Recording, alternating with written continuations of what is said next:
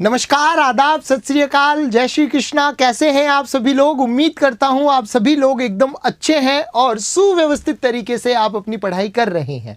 एकदम स्मार्ट तरीके से आप पढ़ोगे तो निश्चित तौर पर ही आप अपनी मंजिल पर पहुंच जाओगे। आप सभी का उत्कर्ष के इस ऑनलाइन प्लेटफॉर्म पर स्वागत है, हार्दिक अभिनंदन है। मैं मोहम्मद आसिफ आप सभी का उत्कर्ष के इस चैनल पर हार्दिक स्वागत करता हूं, हार्दिक अभिनंदन करता हूं। तो जितने भी यहां पर जुड़ चुके हैं उनका एक एक कर्तव्य ये भी बन जाता है कि जल्दी से वो इस कक्षा को शेयर कर दें, लाइक कर दें और अपने दोस्तों के बीच में भी यह जो है ज्ञान रूपी प्रसाद बांट दीजिए।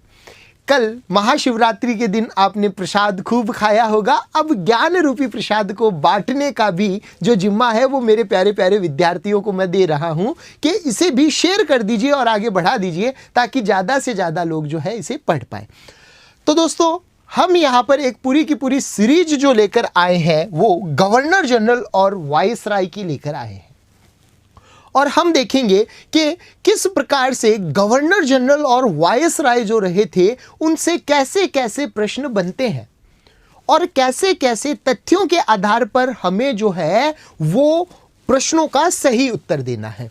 कल मैंने एक पूरी सीक्वेंस के साथ में जो कंफ्यूज करने वाले फैक्ट्स होते हैं उसको आपके सामने रख दिया था और मैंने आपको बताया था कि कैसे कैसे सवाल गवर्नर जनरल और वायसराय से बनते हैं। ओके मेरे मित्रों, यहां पर आज जो हम उसी कड़ी के अंदर आगे बढ़ने वाले हैं। कल यानी पिछले सेशन में हमने शुरू किया था रॉबर्ट क्लाइव को और रॉबर्ट क्लाइव के अंतर्गत जो है बहुत सारी बातें बताई गई है क्योंकि रॉबर्ट क्लाइव को कहा जा रहा है स्वर्ग से उतरा हुआ सेना नायक। रॉबर्ट क्लाइव जो है क्या कहलाता है? स्वर्ग से उतरा हुआ सेना नायक, क्योंकि भारत में अंग्रेजों का पैर जमाने का जो कार्य किया वह रॉबर्ट क्लाइव ने ही किया। चाहे फ्रांसीसियों को भगाने का, चाहे भारत के राजाओं को अपनी तरफ मिलाकर भारत में अपने प्रशासनिक क्षेत्र को बढ़ाने का जो कार्य किया गया वह रॉबर्ट क्लाइव के द्वारा ही किया गया था। तो आइए शुरू कर देते हैं बिना किसी रुकावट के, बिना कोई भी बातचीत किए शुरू कर देते हैं। ओके, तो कल मैंने आपको बताया था कि प्लासी का युद्ध हो गया था। कौन सा युद्ध हो गया था? प्लासी का युद्ध हो गया था। ठीक है, प्लासी का युद्ध हो गया। ओके, अब जब हम देखते हैं प्लासी के युद्ध के बाद में पूरी कहानी मैं बता चुका था कि किस प्रकार से सिराजुद्दौला जो है उसे हटाया गया, उसे पराजित किया गया प्लासी के युद्ध में और उसके बाद में मीर जाफर क्लाइव का गीदड़ नवाब बना। मीर जाफर नवाब बना।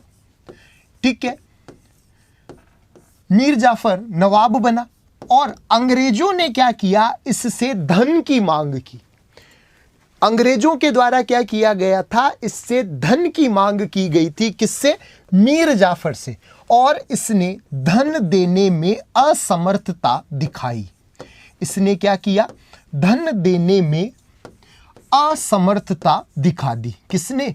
मीर जाफर ने, क्योंकि इसका जो गुरु था, जिसका ये गीदड़ था, वह तो जा चुका था। यहां पर जब हम देखते हैं तो इसने बाकी वाले जो भी अंग्रेज अधिकारी थे उनको धन देने में असमर्थता दिखा दी। अब इसका फायदा उठाया अलीवर्दी खान। सिराजुद्दौला भी अलीवर्दी खान का ही वंशज था। और यहां पर जब हम बात करते हैं तो एक व्यक्ति आता है मीर कासिम, मीर जाफर का दामाद। ठीक है, मीर कासिम। इसने बड़ी क्या दिखाई? चतुराई दिखाई। इसने क्या किया कि जब देखो अंग्रेजों को धन से मतलब था, दे वॉन्ट ओनली मनी, अंग्रेजों को धन से मतलब था। और मीर कासिम ने क्या किया? 3 अंग्रेज अधिकारियों को पकड़ा। एक का नाम क्या था? एक का नाम था बेंसी टार्ट। एक का नाम क्या था? बेंसी टार्ट। बेंसी टार्ट को तो दिए 4 लाख रुपए। बेंसी टार्ट को कितने लाख रुपए दिए? 4 लाख रुपए दिए। बेंसी टार्ट को दिए 4 लाख रुपए। एक हॉलवेल नाम का व्यक्ति था, हॉलवेल नाम के व्यक्ति को, जो आगे गवर्नर बना, मीर कासिम ने हॉलवेल को दिए 2,70,000 रुपए। इसको कितने दिए? 2,70,000 रुपए दिए। और एक और कर्नल कैलॉड, एक और व्यक्ति था कर्नल कैलॉड, इसको दे दिए 5 लाख रुपए।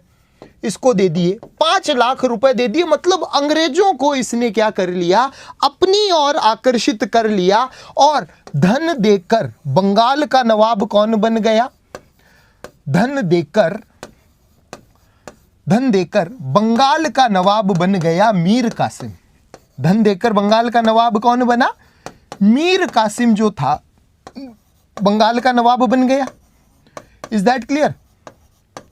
मीर कासिम कौन बन जाएगा? बंगाल का नवाब बन जाएगा। ठीक है, यानी अब इस मीर जाफर को हटा दिया गया। इस मीर जाफर को क्या कर दिया जाएगा? हटा दिया जाएगा। मीर जाफर को हटा दिया जाएगा और बंगाल का नवाब कौन बन जाएगा? मीर कासिम बन जाएगा। इज दैट क्लियर ना? हमें याद रखना है कि बक्सर के युद्ध के समय बंगाल का नवाब कौन था? वो था मीर कासिम। वो कौन था? मीर कासिम। अब क्या हुआ कि इसने नवाबत तो हासिल कर ली, लेकिन इसकी विचारधारा और अंग्रेजों की विचारधारा जो थी वह बिल्कुल नहीं बनती। वह जो है बिल्कुल नहीं बनती थी। और ये दोनों के विचारधाराओं के अंदर क्या थे? विरोधी थे। देखो, राजनीतिक घटनाक्रम ऐसा रहता है कि कभी भी दोस्त दुश्मन बन सकता है और कभी भी दुश्मन दोस्त बन सकता है।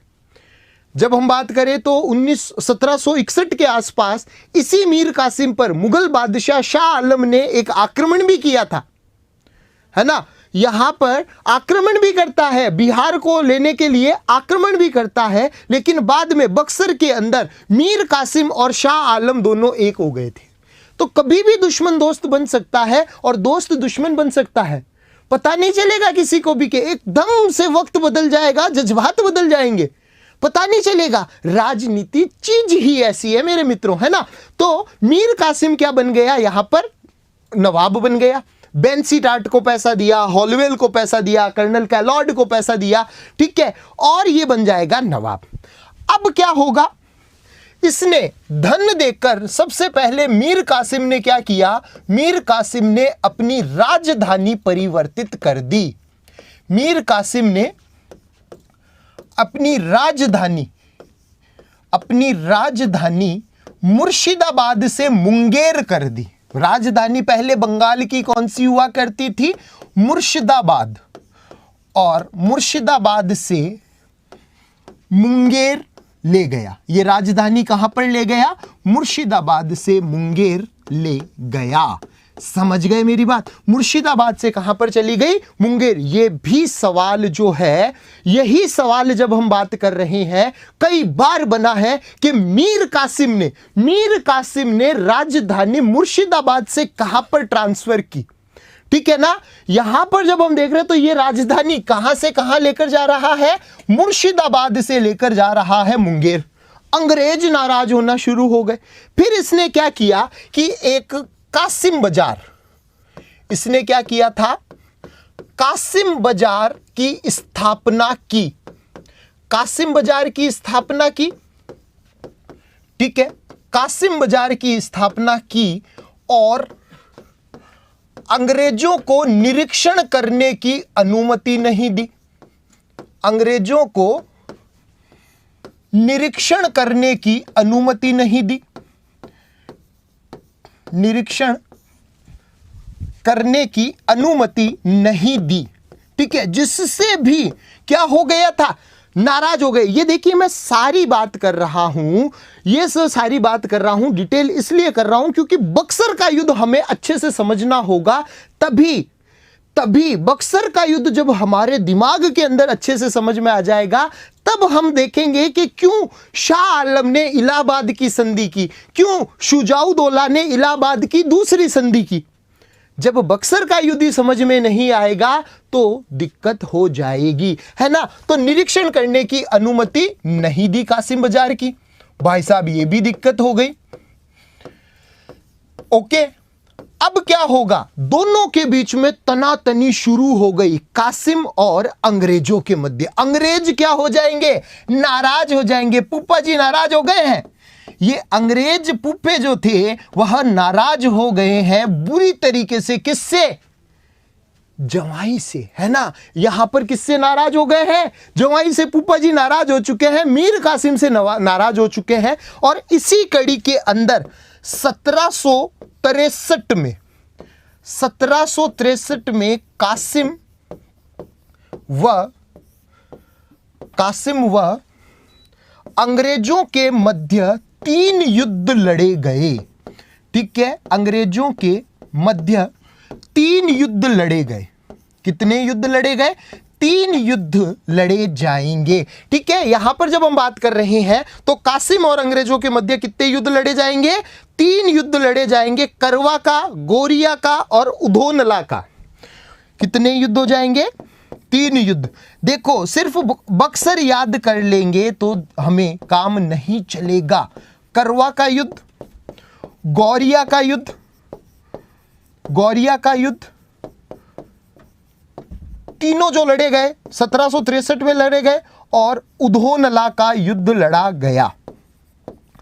ठीक है, 3 युद्ध लड़े गए किसके मध्य, कासिम और अंग्रेजों के मध्य 3 युद्ध लड़े गए। करवा का युद्ध, गोरिया का युद्ध और उधोनला का युद्ध। तीनों की जो डेट आएगी वो कब तक आ जाएगी, 1763 के अंदर ही। और इन तीनों युद्ध के अंदर जब हम बात करते हैं, इन तीनों युद्धों के अंदर जो है कासिम पराजित हो गया। तीनों युद्ध के अंदर कासिम हो गया पराजित। कासिम क्या रहा, पराजित रहा। और कासिम को हटाकर, कासिम को क्या किया गया, कासिम को हटाया गया। कासिम को हटाया, अपदस्थ किया। ठीक है, कासिम को अपदस्थ किया और मीर जाफर को पुनः नवाब बना दिया गया। मीर जाफर को नवाब बना दिया गया।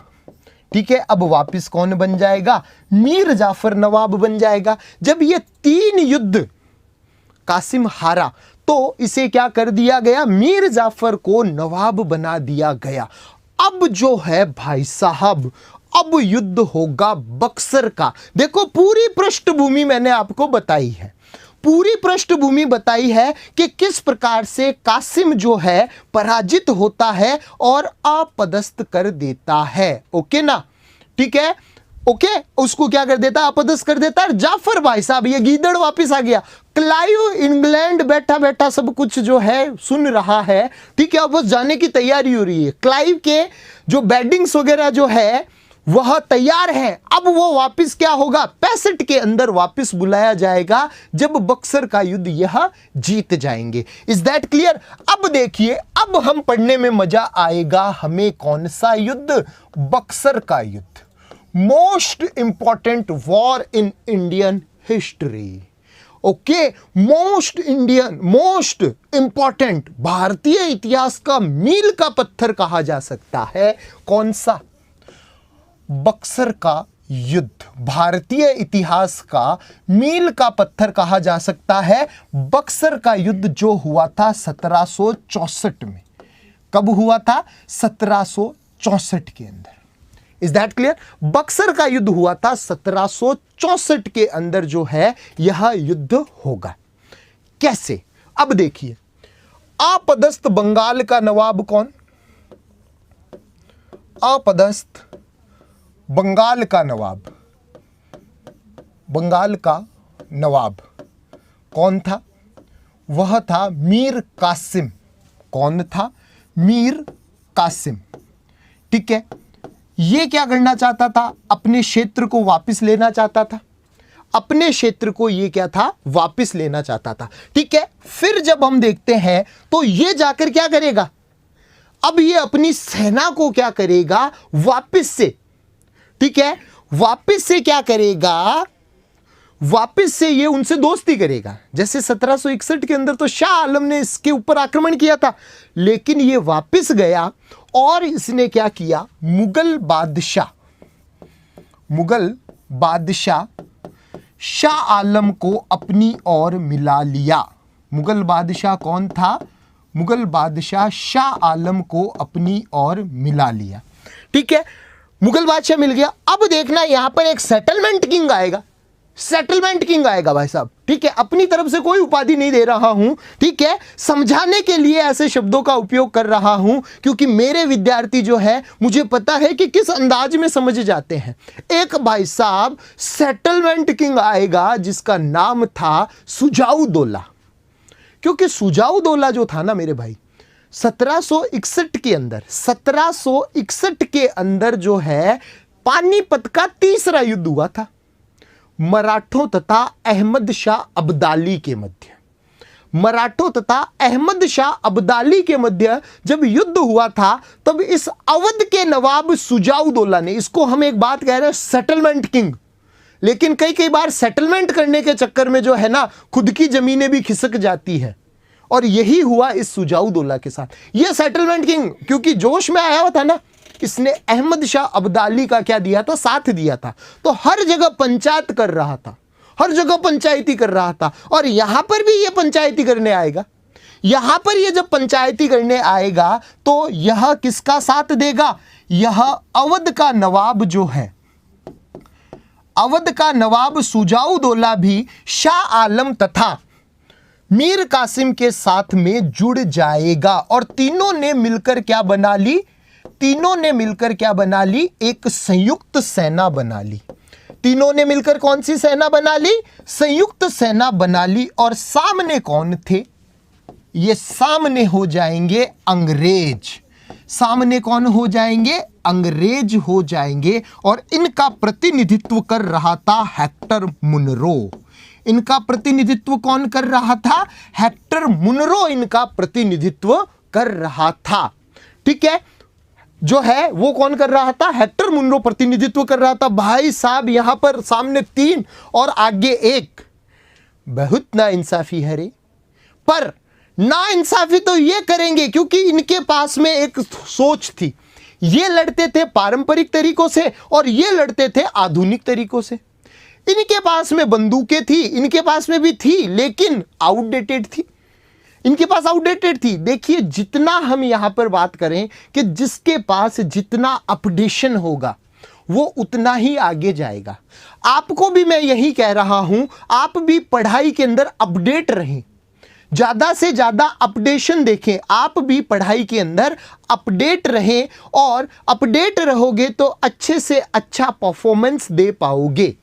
अपडेट रहोगे तो अच्छे से अच्छा परफॉर्मेंस दे पाओगे, और जब आप अच्छा परफॉर्मेंस दोगे तभी तो आगे बढ़ोगे ना। तो यहां पर भी ये थे अपडेटेड और ये थे भाई साहब परंपरागत तरीकों से लड़ने वाले, है ना, परंपरागत तरीकों से लड़ने वाले। और इस युद्ध के अंदर जो है परिणाम क्या रहा? यह युद्ध लड़ा गया था 22 अक्टूबर 1764 को। कब लड़ा गया था?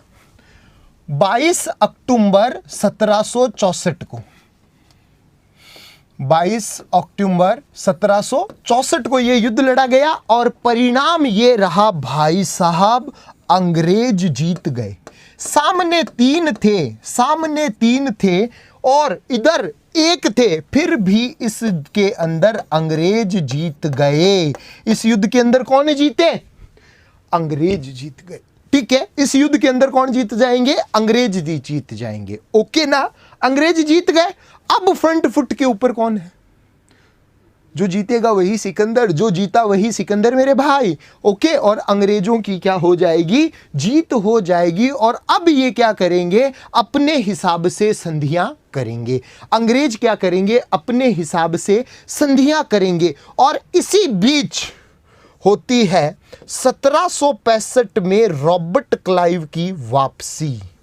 1765 में रॉबर्ट क्लाइव की वापसी हो रही है। हमारा टॉपिक यही तो था ना, रॉबर्ट क्लाइव के बारे में हम पढ़ रहे थे, और हमारे लिए यह महत्वपूर्ण हो जाता है देखना कि किस प्रकार से रॉबर्ट क्लाइव ने भारत में अंग्रेजों की जो है एक नींव मजबूत कर दी थी। रॉबर्ट क्लाइव की वापसी हुई।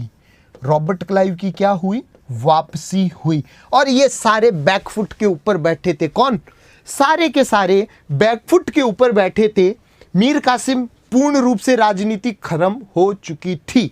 मीर कासिम की संपूर्ण राजनीति खत्म हो चुकी थी। मुगल बादशाह शाह आलम ये जो था ये भी बैकफुट पर आ गया। सुजाउदौला ये भाई साहब सेटलमेंट किंग, ये भी क्या आ जाएंगे? बैकफुट के ऊपर आ जाएंगे। ओके ना, ये भी क्या आ जाएंगे? बैकफुट के ऊपर आ जाएंगे। अब इनको करनी पड़ेगी संधि। Is that clear? इनको क्या करनी पड़ेगी? संधि।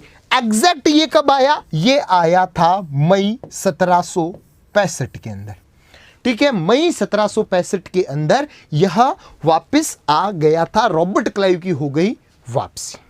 ठीक है, और जब ये आया तब इसे पता चल चुका था कि इसका जो वफादार व्यक्ति था, कौन था? मीर जाफर। और मीर जाफर का हो चुका था निधन।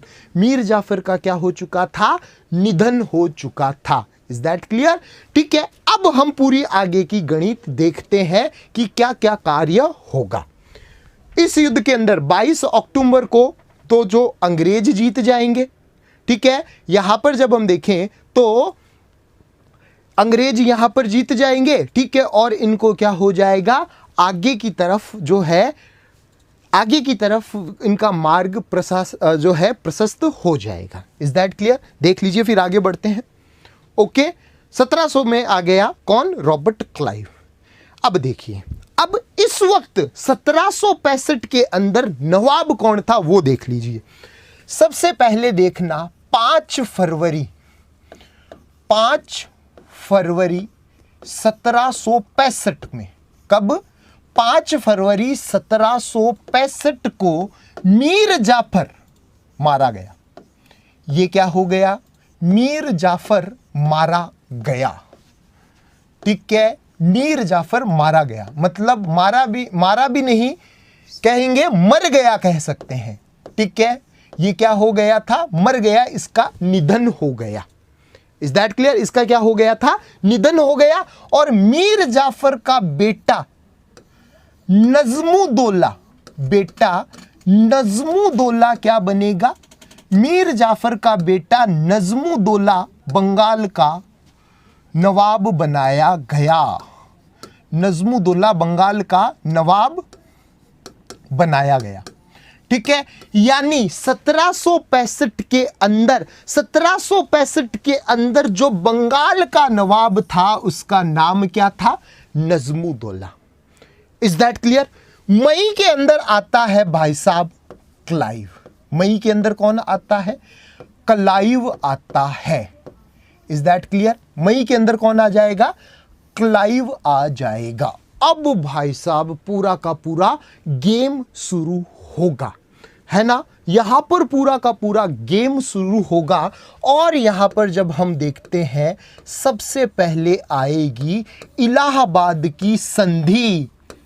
सबसे पहले कौन सी आएगी? इलाहाबाद की पहली संधि।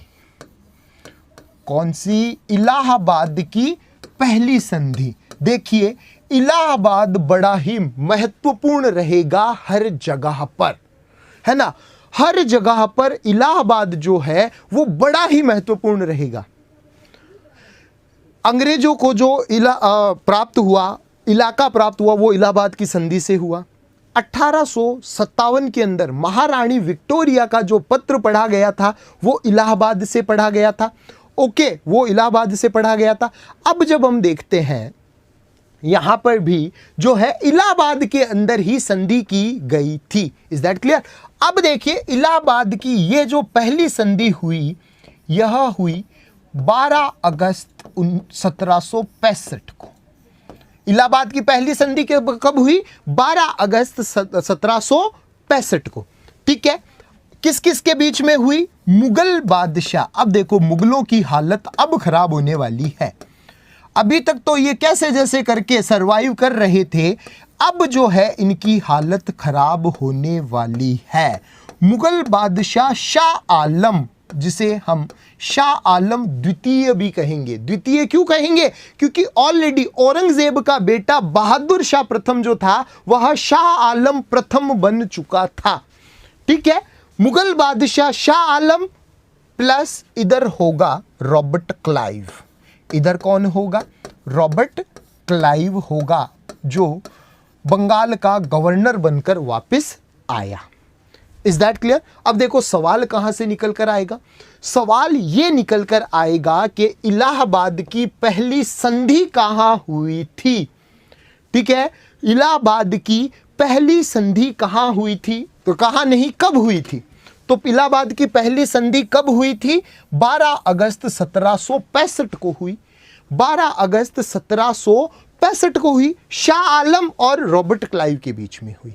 ओके, अब इसकी शर्तें क्या क्या थी? शर्तें क्या क्या थी? ठीक है, सबसे पहली शर्त तो थी, मुगल बादशाह ने क्या किया? मुगल बादशाह ने बंगाल, मुगल बादशाह ने बंगाल, उड़ीसा, बंगाल, उड़ीसा और बिहार के दीवानी अधिकार, और बिहार के दीवानी अधिकार, दीवानी अधिकार किसे सौंप दिए?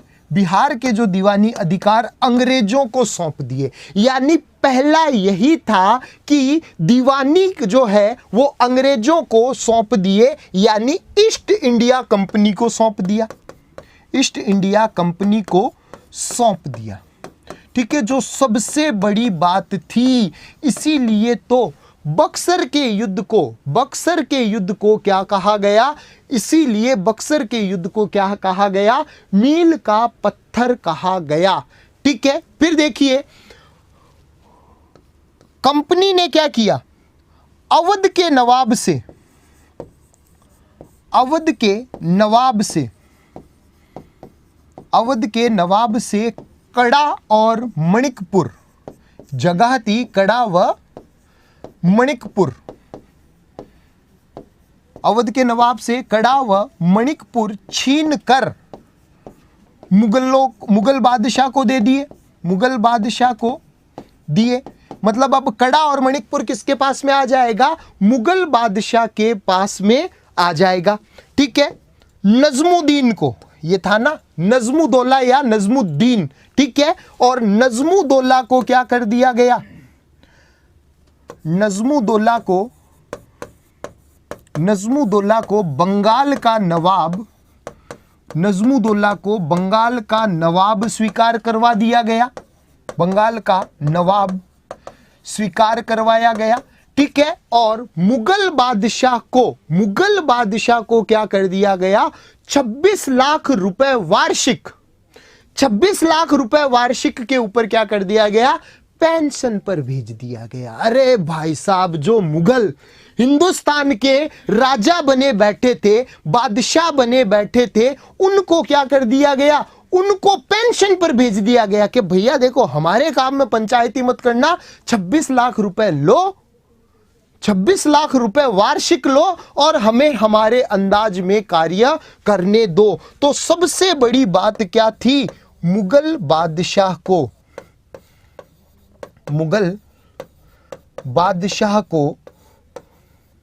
26 लाख रुपए पेंशन पर भेज दिया गया। 26 लाख रुपए वार्षिक पेंशन पर भेजा गया, है ना, पेंशन पर भेजा। ये थी इलाहाबाद की संधि की शर्तें। ओके ना, यहां पर इलाहाबाद की ये शर्तें थी, इलाहाबाद की संधि की ये सारी शर्तें थी, जिसके तहत शाह आलम और रॉबर्ट क्लाइव ने क्या किया था कि अपने अपने क्षेत्र बांट लिए। और सबसे बड़ा लाभ कंपनी को क्या मिला? इससे सबसे बड़ा लाभ जो है कंपनी को यह प्राप्त हुआ कि उड़ीसा, बंगाल और बिहार का वैधानिक अधिकार इनको प्राप्त हो गया, है ना। इनको वैधानिक अधिकार प्राप्त हो जाएगा। Is that clear? वैधानिक अधिकार इनको प्राप्त हो जाएगा। सबसे बड़ी जीत रही कि अब जो सबसे बड़ा बादशाह था मुगल बादशाह, उसको ही इन्होंने क्या कर लिया था? अपने अधीन कर लिया। आपके लिए एक सवाल क्या बनता है? आपके लिए एक सवाल बनता है कि अंग्रेजों से पेंशन प्राप्त करने वाला पहला, ठीक है, अंग्रेजों से पेंशन प्राप्त करने वाला पहला जो मुगल बादशाह था वह कौन था? ठीक है, तो वह कौन था? वह था शाह आलम। वह कौन था? शाह आलम। देखो सवाल क्या क्या बनता है, सवाल यह बनता है, ठीक है, सवाल तो यह बनता है कि मुगल बादशाह पहला पेंशन प्राप्त करने वाला कौन था? वह मुगल बादशाह पहला जो था वह कौन था? शाह आलम। अंग्रेजों के संरक्षण में बनने वाला पहला मुगल बादशाह कौन था? वो था अकबर द्वितीय, जिसने बेचारे ने पेंशन बढ़वाने की भी मांग की थी, राजा राम मोहन राय जी को भेजा भी था। ठीक है, उसके बाद बहादुर शाह जफर, और बहादुर शाह जफर को तो इन्होंने हटा ही दिया था और भेज दिया था रंगून, है ना, उनको भेज दिया था रंगून। और यहां पर जो है पेंशन किसको मिल जाएगी? शाह आलम को। ठीक है, कमेंट आ रहा है हम तो सर के लिए किडनी भी बेच दे, शेर तो दूर की बात है। अरे भैया किडनी नहीं बेचनी है आपको, आप स्वस्थ रहें, एकदम मौज में रहे और अच्छे से पढ़ाई करते रहें, है ना, अच्छे से पढ़ाई करते रहें। ठीक है, अच्छे से पढ़ाई करते रहें और आगे बढ़ते रहें। ज्योति जी ने लिखा है सर प्लीज अवध वाली बात वापस बताओ। तो अभी तक मैंने अवध की तो बताई नहीं है। इलाहाबाद की दूसरी संधि जो होगी, इलाहाबाद की जो दूसरी संधि होगी वह 16 अगस्त कब होगी? 16 अगस्त को जो है वह संधि होगी। उसके अंदर हम देखेंगे कि किस प्रकार से ये क्या करेंगे कि अवध के नवाब के साथ में कार्य करेंगे। Is that clear? तो ये तो थी इलाहाबाद की पहली संधि।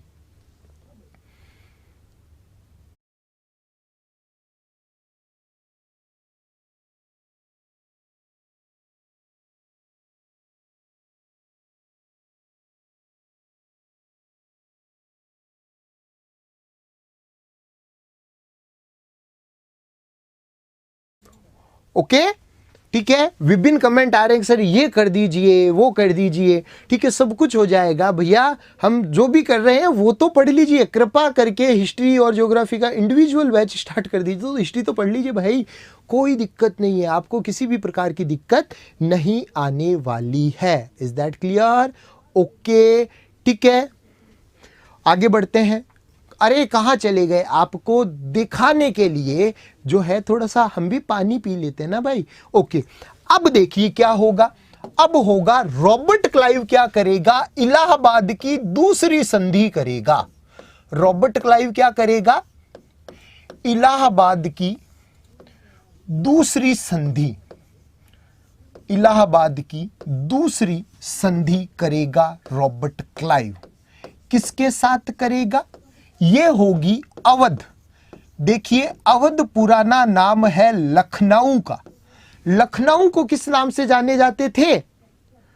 लखनऊ को किस नाम से जाना जाता था? अवध के नाम से जाना जाता था। ओके, अवध, और अवध का नवाब था अपने सेटलमेंट किंग, कौन थे?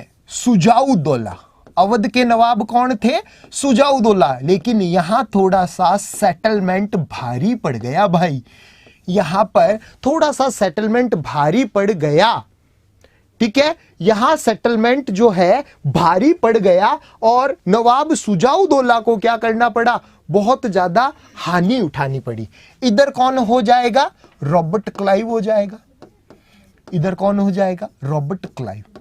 अब शर्तें क्या क्या थी? शर्तें क्या क्या थी? शर्तें ये थी कि सबसे पहले तो नवाब कंपनी को,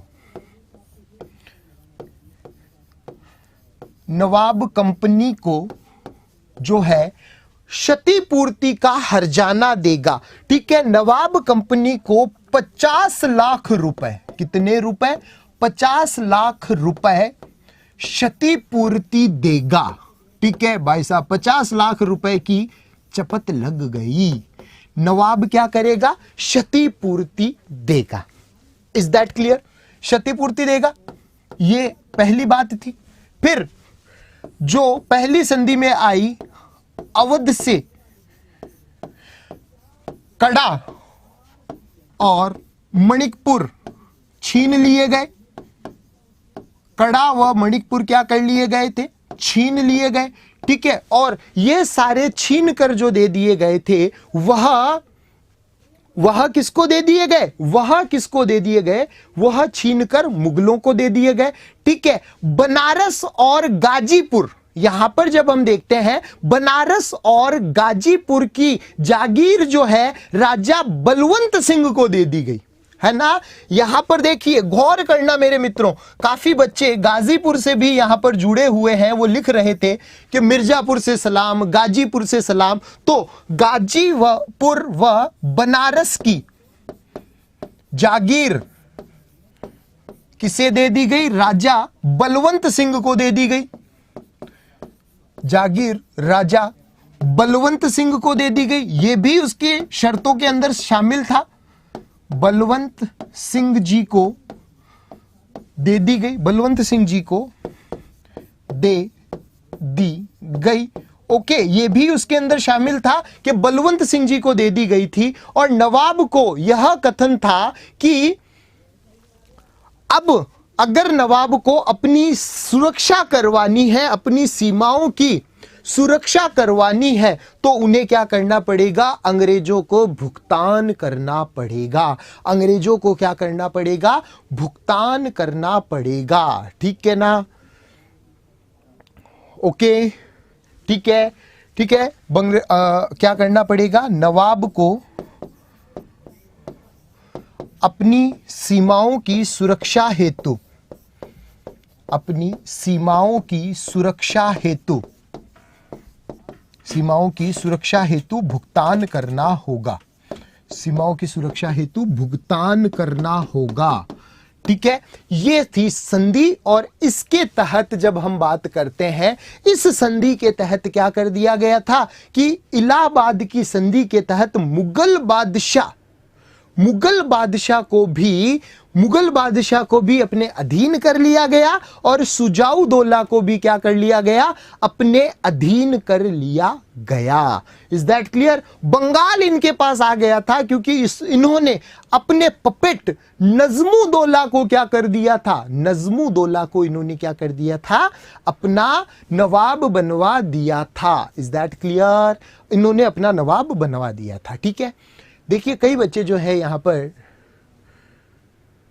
ठीक है, कई बच्चे जो है यहां पर कि पूछते रहते हैं वो कब होगा, वो कब होगा। तो भैया मैं यहां पर कोई इंक्वायरी ऑफिस में तो नहीं बैठा हूं ना। ठीक है, सब कुछ आपको जो है प्राप्त हो जाता है, इसका पूरा का पूरा शेड्यूल प्राप्त हो जाता है, कम्युनिटी पोस्ट पर सब कुछ हो जाता है। इलाहाबाद की दूसरी संधि कब हुई, 16 अगस्त 1765 को। ठीक है, 1765 को। अब ये जो है, अब ये जो कुछ पूछ रहे हैं कि साहब अवध से जो है, अवध से मणिपुर और कड़ा तो पहली संधि में दिया गया था ना, तो यहां पर विधिवत रूप से छीन लिया गया। उसने साइन कर दिया, सुजाउदौला ने अपनी स्वीकृति दे दी कि यह क्षेत्र किसको दे दिया जाए, यह क्षेत्र जो है वह किसको दे दिया जाए, यह क्षेत्र दे दिया जाए किसको, मुगल बादशाह को। Is that clear. ये चली जाती है इलाहाबाद की संधियां। अब हम पढ़ेंगे बंगाल में द्वैध शासन। पहले इसे देख लीजिए, स्क्रीनशॉट इसका ले लीजिए, फिर आगे बढ़ते हैं।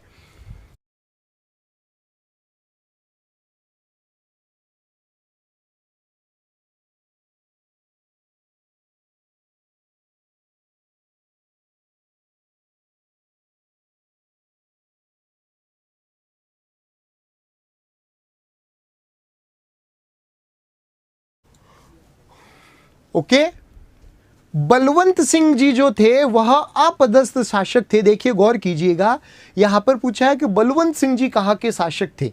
तो बलवंत सिंह जी जो थे वह, उनकी पैतृक जागीर थी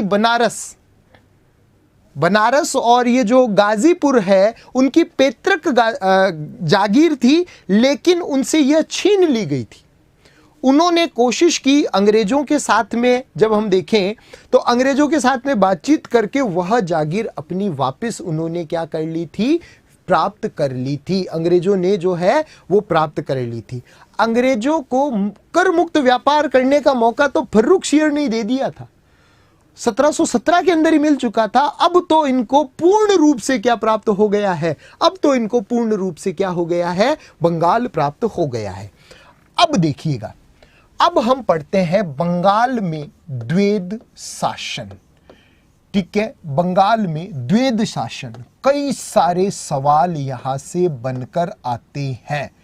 द्वैध शासन से कई सारे सवाल यहां से निकलकर आते हैं कि द्वैध शासन किसके द्वारा लगाया गया था, कब लगाया गया था, और भारत में पहली बार द्वैध शासन कहां लगाया गया था, है ना।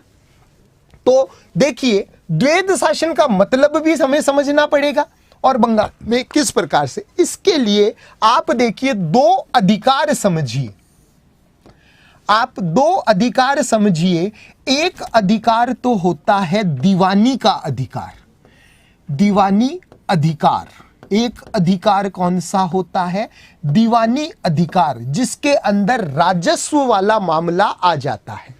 और दूसरा अधिकार जो होता है वह होता है निजामत का अधिकार। द्वैध अधिकार को समझने के लिए आपको ये दोनों जो है बातें, कॉन्सेप्ट समझना होगा। ठीक है, यहां पर जब हम बात करते हैं तो निजामत का अधिकार, निजामत के अधिकार के लिए सूबेदार हुआ करता था। कौन हुआ करता था? सूबेदार हुआ करता था। ठीक है, सूबेदार हुआ करता था। और ये क्या करता था? जैसे सैन्य मामलों को देखता था, सैन्य मामलों को देखता था, यह प्रतिरक्षा को देखा करता था, प्रतिरक्षा को देखा करता था, और आंतरिक शांति को भी बनाए रखता था।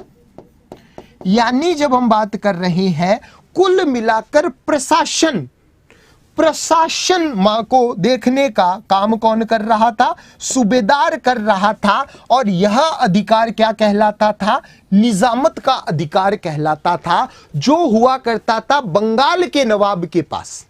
वह किसके पास हुआ करता था? निजामत का अधिकार तो हुआ करता था बंगाल के नवाब के पास, बंगाल के नवाब के पास हुआ करता था। दीवानी के अधिकार में, दीवानी के अधिकार के अंदर जब हम देखें, दीवानी के अधिकार के अंदर श्रेष्ठ पद हुआ करता था दीवान। कौन सा पद हुआ करता था? दीवान का पद हुआ करता था। और यह जो कार्य करता था, राजस्व वसूली का कार्य किया करता था। यह कौन सा कार्य करता था? राजस्व वसूली का कार्य किया करता था। वह मामला आता था किसमें? दीवानी के अंदर। Is that clear? ठीक है, इसके अंदर न्याय प्रशासन भी आएगा, पुलिस वगैरह भी इसी के अंदर आ जाएगी। मतलब अभी भी जब हम देखते हैं ना, तो आज भी तो अदालत के अंदर दो प्रकार के मामले होते हैं। क्रिमिनोलॉजी वाले होते हैं, क्रिमिनोलॉजी वाले होते हैं, वो किस में चले जाएंगे? निजामत वाले मामलों में चले जाएंगे। सिविल वाले मामले जो हो जाते हैं वो दीवानी के अंदर आ जाते हैं। ठीक है, वो कौन से आ जाते हैं? वह मामले आ जाते हैं किसमें? सिविल वाले में होते हैं। जैसे अभी भी आप देखो, मैं स्वयं एक लॉ का स्टूडेंट रहा हूं और मुझे अच्छे से पता है कि सिविल मामले अलग होंगे, क्रिमिनोलॉजी वाले मामले होंगे, दीवानी मामले अलग है और फौजदारी मामले अलग है। इसीलिए क्या किया गया कि इन दोनों मामलों को बांटा गया था पहले से ही। नवाब के पास निजामत का अधिकार होता था और यह होता था मुगल बादशाह के पास। दीवानी का अधिकार किसके पास था? मुगल बादशाह के पास था। और मुगल बादशाह को तो इन्होंने 26 लाख रुपए दे दिए थे ना। मुगल बादशाह को इन्होंने कितने रुपए दे दिए थे? 26 लाख रुपए दे दिए थे। 26 लाख रुपए वार्षिक जो है वह किसको दे दिया? मुगल बादशाह को दे दिया। और बंगाल का नवाब कौन है? नजमुद्दौला। बंगाल का नवाब कौन है? नजमुद्दौला। और बंगाल का नवाब नजमुद्दौला जो है उसे 53 लाख रुपए वार्षिक दिए गए। इसे कितने लाख रुपए वार्षिक दिए गए? 53 लाख रुपए पर एनम दिए गए, जिससे अंग्रेजों को दीवानी अधिकार भी प्राप्त हो गया और निजामत का अधिकार भी प्राप्त हो गया। समझ रहे ना? देखिए, मैं सब बता दूंगा यह शासन कब लागू हुआ। यह शासन जो लागू हुआ था 1765 के अंदर ही हुआ था। ठीक है, अब देखो यहां पर हम लिख लेते हैं कि अंग्रेजों ने मुगल बादशाह को 26 लाख रुपए वार्षिक 26 लाख रुपए पर एनम तथा बंगाल के नवाब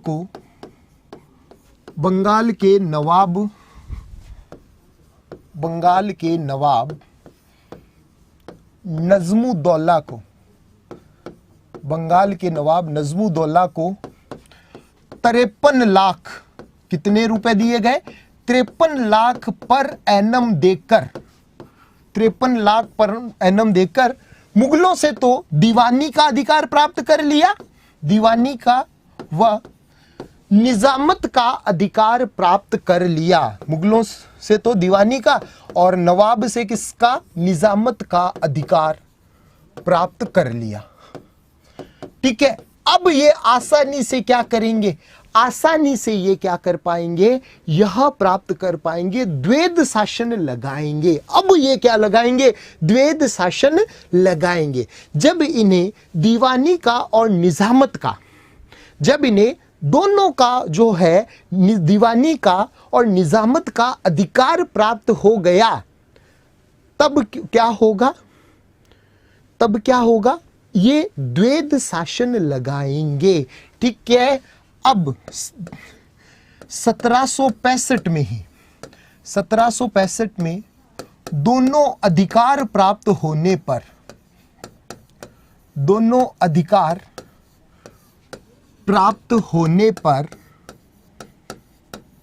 इन्होंने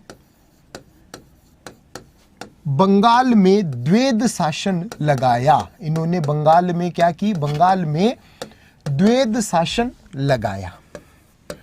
ठीक है, द्वैध शासन लगाया। ठीक है, मतलब सारे काम ये क्या कर दिए थे? बांट दिए गए। यहां पर जब हम बात कर रहे हैं तो ये सारे काम बांट दिए गए। इसके अंतर्गत कंपनी जो है दोनों काम भारतीयों के माध्यम से करती थी, दोनों काम करती थी तो भारतीयों के माध्यम से, लेकिन नियंत्रण जो रहता था, ठीक है, नियंत्रण जो रहता था वह रहता था किसके पास? वह रहता था अंग्रेजों के पास में। ठीक है, वह रहता था किसके पास में? रहता था अंग्रेजों के पास में रहता था। ठीक है, और जब हम बात करें तो दीवानी के संपूर्ण कार्य इन्होंने अपने पास रख लिए और जो निजामत का अधिकार तो अपने पास रखा, लेकिन वो कार्य कर कौन रहा था? बंगाल का नवाब कर रहा था। वह कौन कर रहा था? बंगाल का नवाब कर रहा था। यानी उत्तरदायित्व रहित अधिकार था और अधिकार रहित उत्तरदायित्व था। समझ रहे हैं ना मेरी बात? द्वैध शासन का मतलब क्या है कि राजस्व का काम तो अंग्रेज ही पूरा करेंगे पूर्ण रूप से। मतलब जो क्रीम है, क्रीम जो है वो तो कौन ऑब्टेन करेगा? अंग्रेज करेगा। क्रीम तो करेगा, अंग्रेज ऑब्टेन करेगा, और जो है सबको दबाए रखने का जो काम है उसके ऊपर भी ताकत जो है, वो ताकत तो है, वो तो किसके पास रहेगी? अंग्रेजों के पास रहेगी, लेकिन उसे नवाब को भी काम करने दिया जाएगा। मतलब जहां पर हेडेक लेनी है, पैनिक प्रेशर रहना है, वो तो नवाब लेगा। वो तो क्या लेगा? नवाब लेगा। और जो है मलाई लेनी है, क्रीम जो प्राप्त करनी है वो कौन प्राप्त करेगा? क्रीम प्राप्त करेंगे अंग्रेज। यही तो था द्वैध शासन, यही तो था मेरे भाई द्वैध शासन। और इसी द्वैध शासन की वजह से इनको क्या हो गया था? बंगाल जैसा राज काम कर लिया। ठीक है, काम पूरा अंग्रेज करे और नाम खाली नवाब का। ठीक है, ओके, नाम खाली क्या है? नवाब का। Is that clear? ये बिल्कुल एक भाटी भगवत सिंह ने एक अच्छा कथन लिखा है, काम पूरा अंग्रेज का, नाम पूरा नवाब का, शासन दोनों कर रहे हैं। ओके, ठीक है, इन्होंने बंगाल में द्वैध शासन लगा दिया।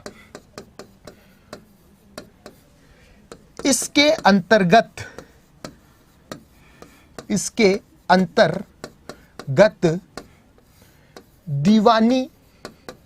राजस्व वसूली अंग्रेज करते थे व प्रशासन नवाब संभालता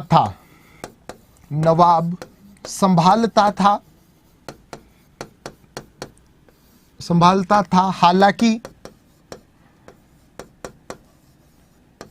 नवाब के पास अधिकार कम थे, नवाब के पास अधिकार जो थे वह बिल्कुल कम थे। अधिकार क्या थे? कम थे। ठीक है, मतलब बस नाम मात्र का, कई नहीं होते हैं, ठीक है, जिनके पास अधिकार नहीं होते लेकिन डॉन बने फिरते हैं, है ना, बिल्कुल डॉन बने फिरते हैं कि हम ये करेंगे वो करेंगे, अधिकार तो है ही नहीं कुछ।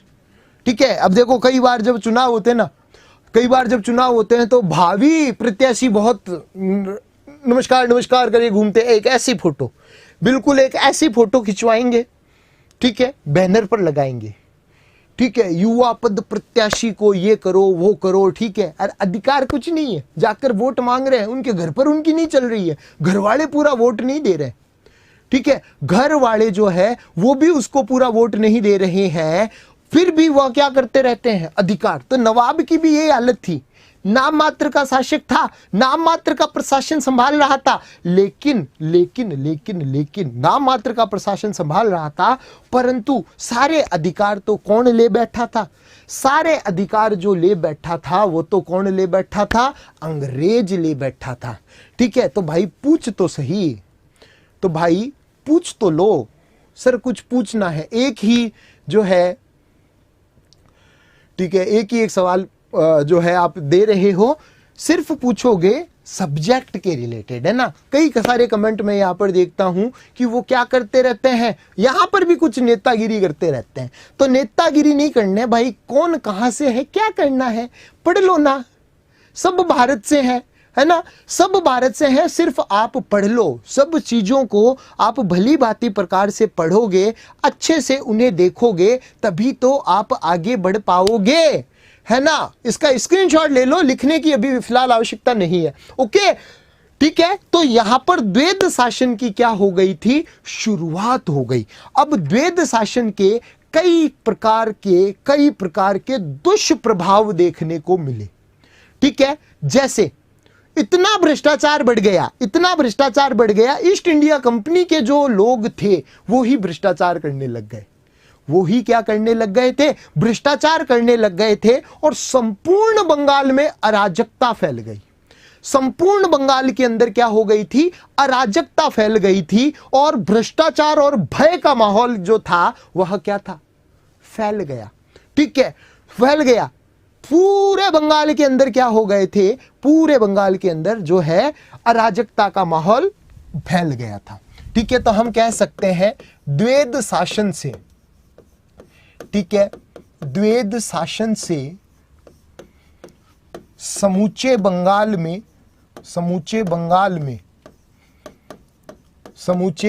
में भ्रष्टाचार व अराजकता फैल गई।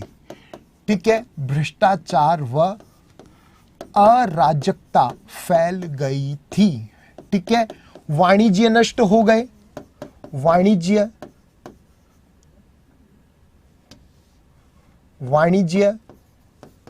कपड़ा उद्योग नष्ट हो गए। ठीक है, और चारों तरफ भय का माहौल बढ़ गया था। ठीक है, रेशम उद्योग नष्ट हो गया था, कपड़ा उद्योग नष्ट हो गया था। ठीक है, सब कुछ जो है वह नष्ट हो गया था। ठीक है, अब देखिए एक एक चीज हमें देखनी होगी। ठीक है, सुपर फास्ट अगर गाड़ी चला दूंगा ना तो क्या मतलब फिर? ठीक है, क्या मतलब? एक एक चीज समझो, है ना, एक एक चीज समझो। ठीक है, यहां पर जब हम देखेंगे तो एक एक चीज समझो।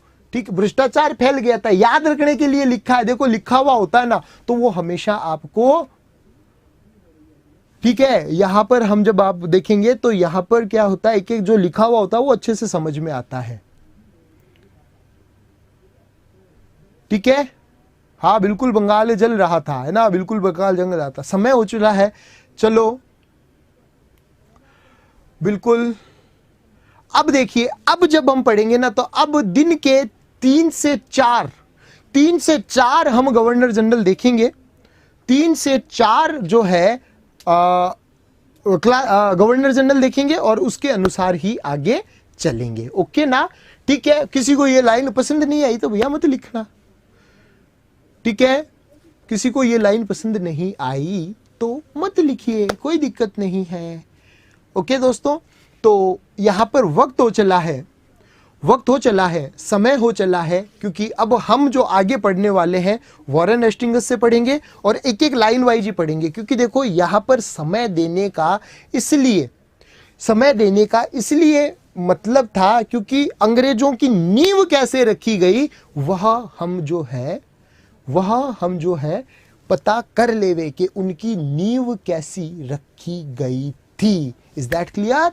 नींव कैसे रखी गई थी। एक एक चीज पढ़ो भैया, एक एक चीज पढ़ो, एक एक तथ्य पढ़ो तो काफी मजा आएगा, ठीक है। बाकी तो इंसान तो भगवान से भी कुछ नहीं है ना। ओके, तो दोस्तों आज के लिए इतना ही। आप हमेशा खुश रहें, मुस्कुराते रहें, आगे बढ़ते रहें। मार्च महोत्सव चल रहा है, तो जिसको भी सुव्यवस्थित तरीके से चीजें देखनी है, पूरे के पूरे कोर्सेज देखने हैं, तो जरूर आप जो है